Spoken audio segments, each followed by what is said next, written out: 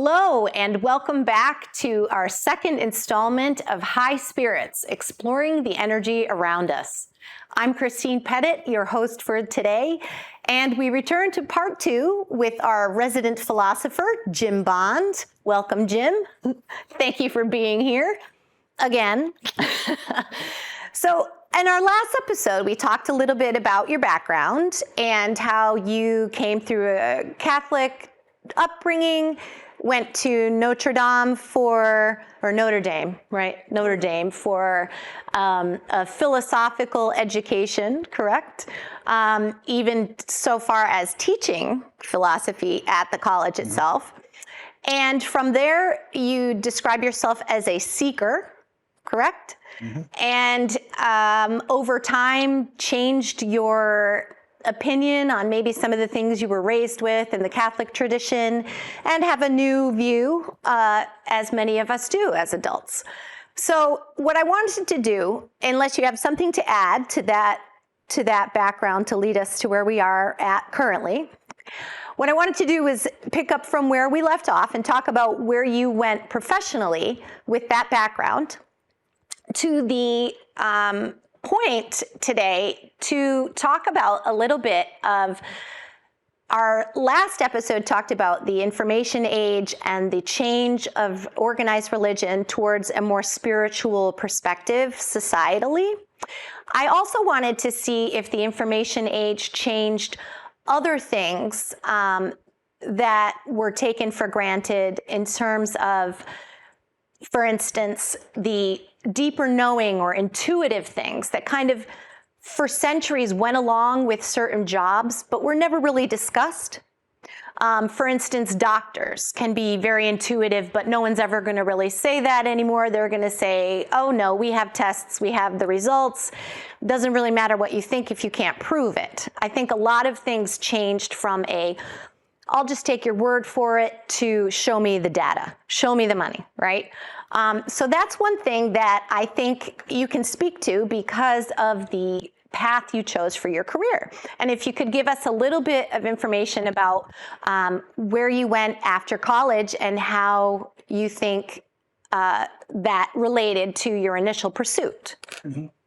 Well, I think the biggest change that came about in my career path was initially in college, a professor that I had a great admiration for said that the best way to lead the life of the mind in our modern age, if you aren't born a billionaire's son, is to teach. And so I decided that since I wanted to lead the life of the mind, that I would teach. And I went off to Notre Dame and got into grad school and taught for a couple of years there political philosophy as a teaching assistant. And it came to me one day as I was pursuing my PhD that I really didn't like teaching. I didn't really see that as my career. And so I wound up leaving and getting into, by accident, as these things sometimes happen so often, got into the recruiting business. And the recruiting business was a business where you were paid by senior managers to find people that were going to fit their specific employee need. So you're recruiting for companies, for employment. Correct. Okay. And I discovered early on that there were some managers who wanted not just that somebody know A, B, C, and D technologies, but they also were going to be able to get along with Mrs. McGillicuddy in accounting. It was very important that they get along with Mrs. McGillicuddy and everybody else in that particular department. So they need to have a certain operating style. They need to have a certain personality. They need to have certain strengths. And that intrigued me, that whole process, because it really was on an individual basis, a one-on-one basis.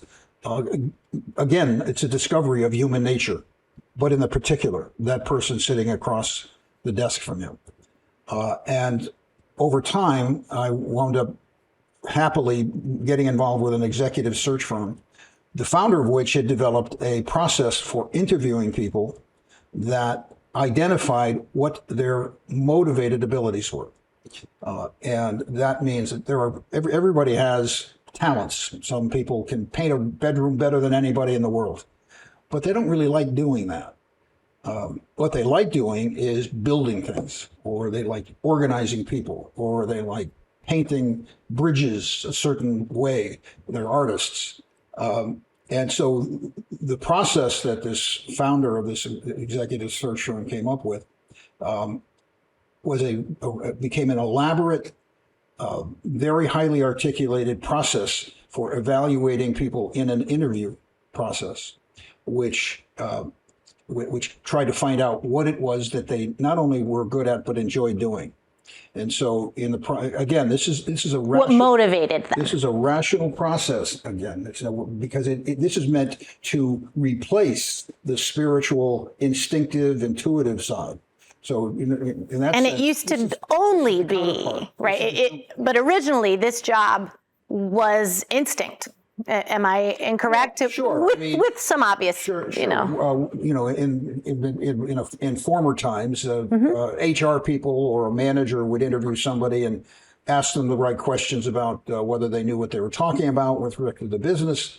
But they'd also be making hunches. Does he like this? Or is she going to be heading in that direction or that direction? And a lot of this was seat of the pants.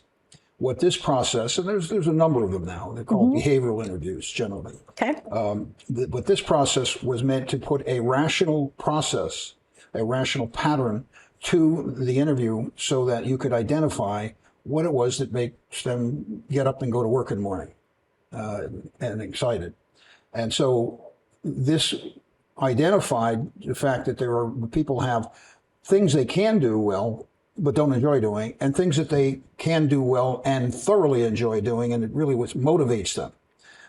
And so we've seen that with any good management course. They're going to teach you, find out what makes this person tick, find out what they enjoy doing, align their job with that, and you have a win-win situation. They are going to be more productive, they're going to be happier, and so on.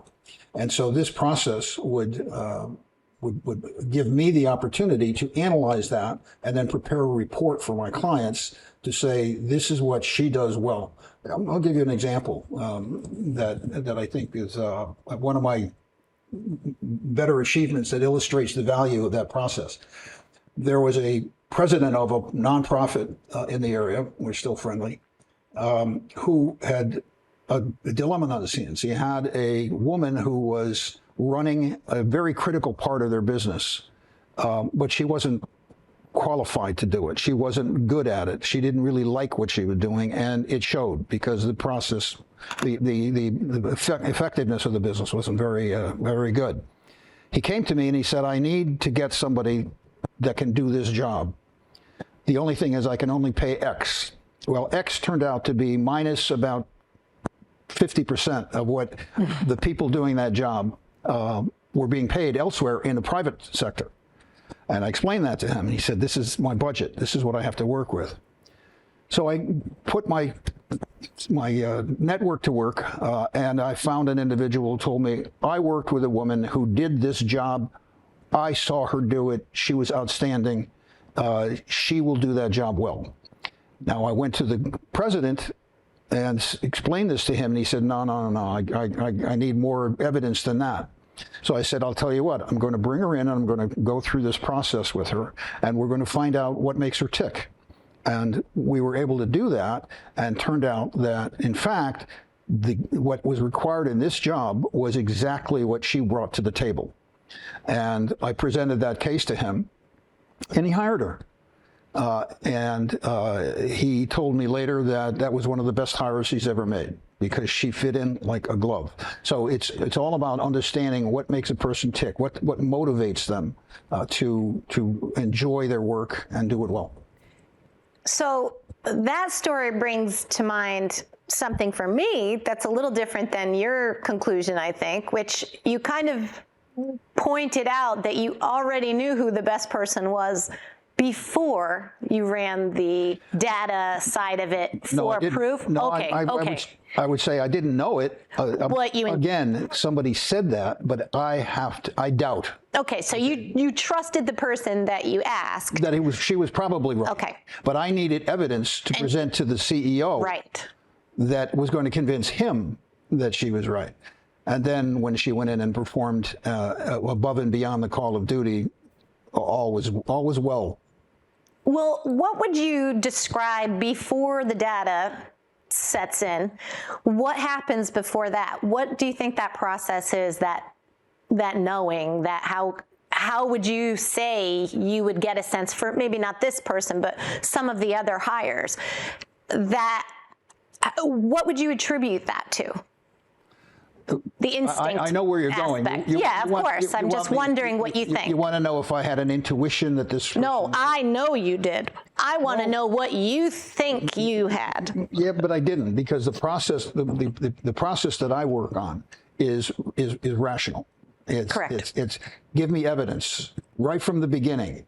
And so one of the things that a recruiter does is, the first thing you do is, if you're looking for eggs, you go to a hen house, right? You don't go to a dog house. Sure. All right. And so what I would do is do preliminary research about all the people that are in this particular specialty. And when I got involved with that research, I discovered that the people that had the specialization that my client needed were getting paid probably double what he had as his budget. And so automatically I knew there wasn't any point in my pursuing those people in those high-paid jobs. And that's where I had to start reaching into a different range of my network to find out if there was anybody who knew somebody that I might be able to approach who wasn't going to be in that high salary level.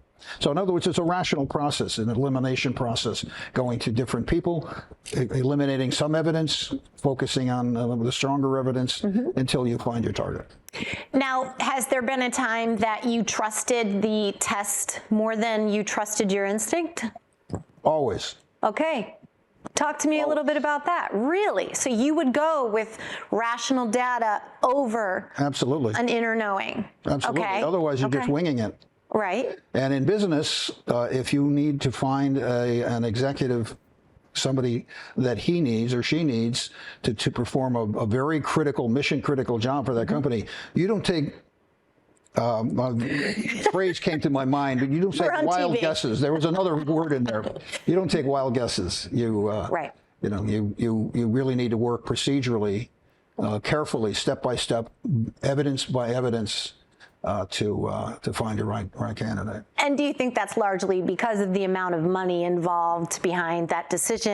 And no, it just means that I'm kind of a rationally operating guy. Okay, so that's a personal, you like to see it turn out a certain way, and then you're going to follow the data. Right. Okay. Have you always been that way?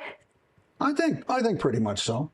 So Pretty much so. do you apply that to the unknown in general? Spirituality? Okay, so I'm guessing that with that life view, you're not going to take a lot of things at face value, including religious beliefs, Correct. Okay, all right. So your seeking implies you'd like some proof of some level before you make a conclusion? Is that a fair? Right. I think a distinction that might be helpful that I learned a long time ago from a philosopher that was probably the most influential in my life, and he points to really the West is divided into really two fundamental traditions. One is what he calls Jerusalem, the Bible, and the other is Athens, philosophy.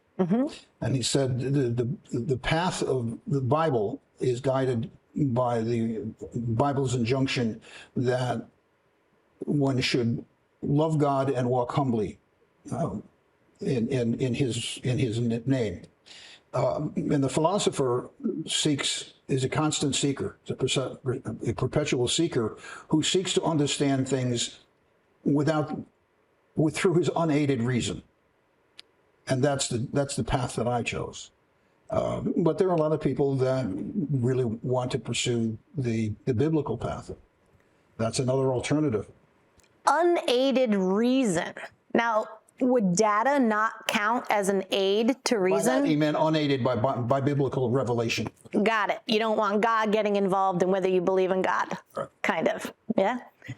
All right. So do you find that Oh, one comment that I know when we discussed this earlier about that test that I found interesting was that it could not be administered without a person actually.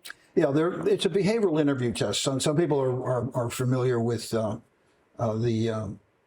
forgot the name of it now. The current behavioral tests that they'll do. That's very big anyway. Okay. But there are a lot of behavioral tests that can be quantified, and you can go through a questionnaire online and fill out things online and so forth. This is something that is an interview process that has a wide number of very detailed ways in which you evaluate somebody. And in order to do this particular assessment tool, I wouldn't call it a test. I would call it an Assessment tool. Oh, yeah. You really need to become a kind of a journeyman. You need to become a person who's trained by another person, and it's a lot more involved, that particular test. That's why it never went very far from the standpoint of popularity. There are other reasons why behavioral tests don't stand too much popularity today, but that's why this one isn't too popular, because it was just too complex for people to. It doesn't replicate itself well. So the person administering the evaluation tool, do you think there's more to it than just being knowledgeable about the test?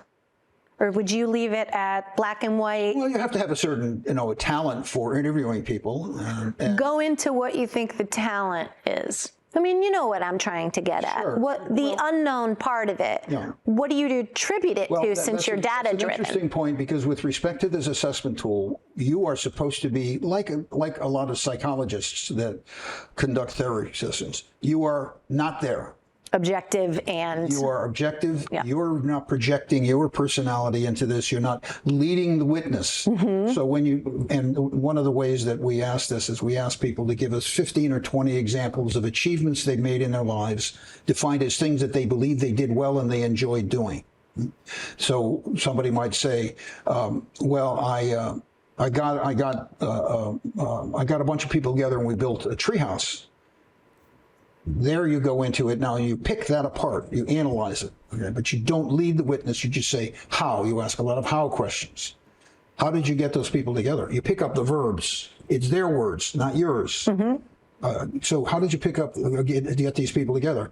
Well, I knew that Bill's father owned a lumber mill, and Sally's dad was a carpenter, and there were a lot of tools, and Bill was just a really good worker. And I got these people together, and we were able to get tools from one source. We were able to get lumber from this source. Well, how did you get the lumber? Well, we approached his father, and we said, here's what we're going to be doing, and here's what satisfaction we think we're going to get out of this, and so forth. And so, in other words, when we step back and we analyze this data, the testimony that they gave of us, how he accomplished this objective, we now see how his operating style. He sizes people up. He understands that he anticipates that this person has a lumberyard, this person has tools, this person's a dedicated worker. He's going to be a manager who's going to have that natural ability, because this is what he enjoys doing. He's going to be a very good manager in pulling people together. Now, you don't just take that one instance. You need to look for others. But when you see an in-depth bench strength, that this person is really a good organizer, he anticipates people, he evaluates people, he can see what they are going to be able to contribute. These are talents that plugged out of that little simple building a treehouse childhood story goes into when this guy steps into a major corporation and puts together a team to accomplish an objective that the CEO needs to get done. That's the evidence that I then go to that CEO and say, here's the pattern. This is what he does well. These are tools, these are talents that he has that are going to be contributing to the objective that you want. And he's going to do it and do it well because it's what he enjoys doing. That's the whole aim of that process. And the interesting thing about that is what's used as data is kind of anecdotal recollection or, storytelling or, so it's, I would distinguish that. Okay. No, it is not anecdotal. Anecdotal means something you just threw out and it's may or may not be valid. These people are giving you direct answers, like a courtroom. Give me a direct answer. What do you do it? You phrase it obviously in a much more diplomatic, non-aggressive way. But you say, well, tell me, how did you select these people? How did you get these people together? Well, I knew this, I knew that, and I knew she knew that. So in other words, these are testimonies. That's why you're not saying, well, you sure you didn't see that he had muscles or right. You're not projecting anything of your own on the story. So it is not anecdotal. Okay, that makes sense. Evidentiary. Got it. Do you think that the change to evidence in the hiring process, did that increase job satisfaction or better matches over time? Do you know from before that if there was a success or a lack of? Well, usually lack of. Yeah. That's why they would call me. Understand. To fill that vacancy.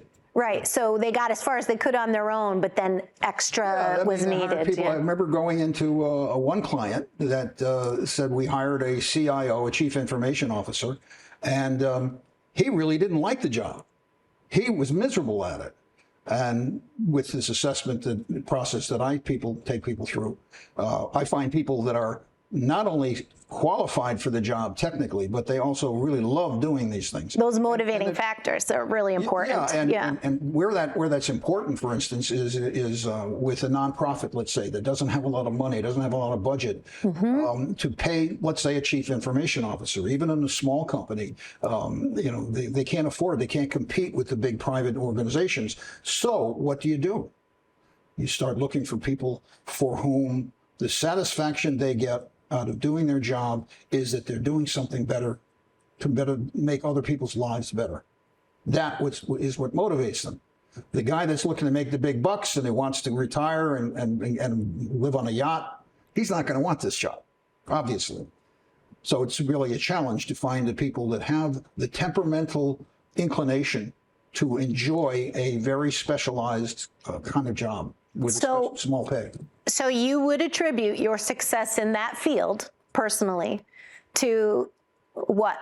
Not your intuitive sense for a good fit that you backed up with data, but it's not unfortunately. No, I want what you really think. Has little or nothing to do with this. It really has all to do with the evidence. So what do you think made you successful? What about you made you successful in that role? I think first and foremost, my profile that unfortunately I lost somewhere along the line.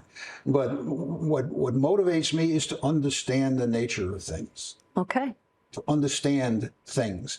And that means, in this case, to understand, first of all, what a client wants and what she says she wants and what she really means she wants.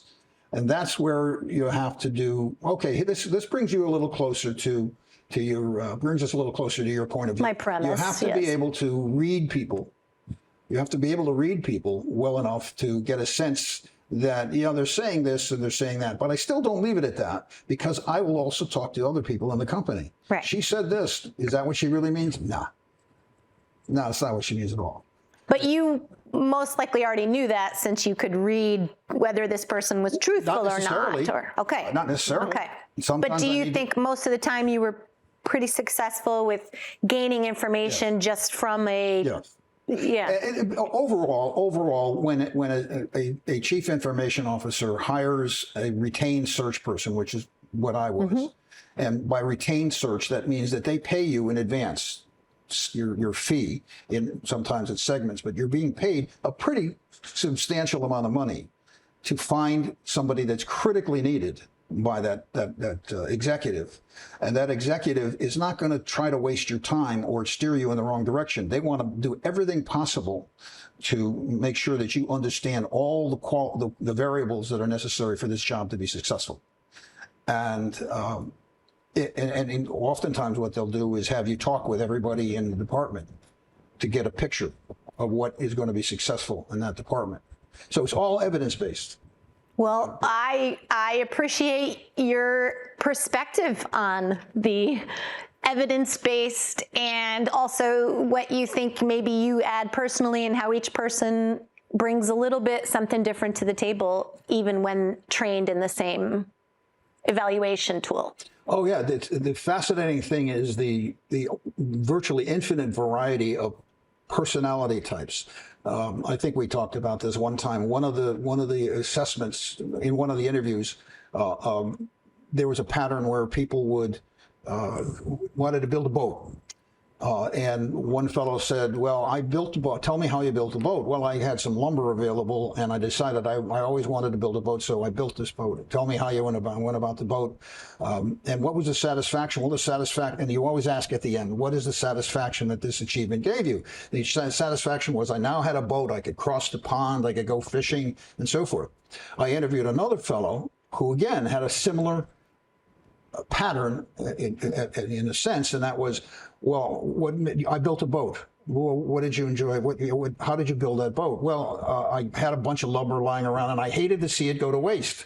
So I built a boat. I said, okay, and so what? Tell me how that went. He said, well, I launched the boat and it sank. Okay. Here's a guy that his objective is not to accomplish a goal that is going to provide satisfaction or fishing or something of that sort. His main objective was not to leave this stuff to rot, this material to just not quite results driven. I had to do something with it. Too bad it sank. Yeah. So he wasn't probably the best candidate for that chief information officer system. Most likely. Yeah. Well, I really appreciate you sharing your motivating factors and discussing a little bit about what you disagree with me, maybe based on intuition. I love that. Thank you so much. It was wonderful having you today. We're actually out of time. So thank you for all of your insight and participating in the pursuit of truth, which is our ultimate goal here. Thank you very much and have a wonderful evening. We'll see you again.